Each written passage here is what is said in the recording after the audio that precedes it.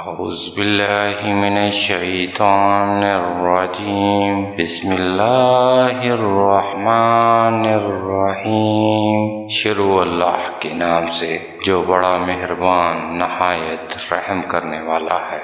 حضرت عائشہ رضی اللہ عنہ فرماتی ہیں کہ نبی کریم صلی اللہ علیہ وآلہ وسلم نے فرمایا، اگر اللہ تعالیٰ قوم نوح علیہ السلام کی کسی فرد پر رحمت فرماتا تو بچے کی ماں پر فرماتا۔ حضور نبی کریم صلی اللہ علیہ وآلہ وسلم نے فرمایا، حضرت نوح علیہ السلام اپنی قوم میں 950 سال رہے، ایک سری درخت کی حفاظت کرتے رہے۔ جب وہ درخت بڑا ہوا اور اس کی ٹہنیاں دور دراز تک پھیل گئیں تو انہوں نے اس درخت کو کاٹا اور کشتی بنانا شروع کر دی۔ لوگ وہاں سے گزرتے تو آپ کو کام کرتے دیکھ کر مزاح کرتے اور کہتے، تو اس خشکی میں کشتی بنا رہا ہے، یہ چلے گی کیسے؟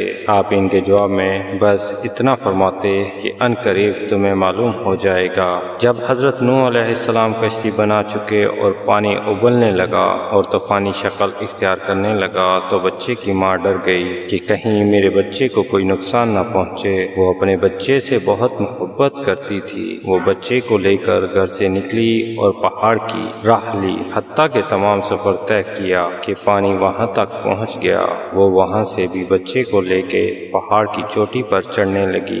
جب پانی اس کی گردن تک آ گیا تو اس نے بچے کو ہاتھوں پر اٹھا لیا، لیکن دونوں ماں بیٹا غرق ہو گئے۔ اگر اللہ تعالیٰ حضرت نوح علیہ السلام کی قوم میں سے کسی کافر پر رحم کرتا تو بچے کی ماں پر رحم کرتا۔ کئی مفسرین فرماتے ہیں، بہرحال مقصد یہ ہے کہ طوفان کے بعد روئے زمین پر کوئی کافر زندہ نہ رہا، سب فنا اور تباہ و برباد ہو گئے۔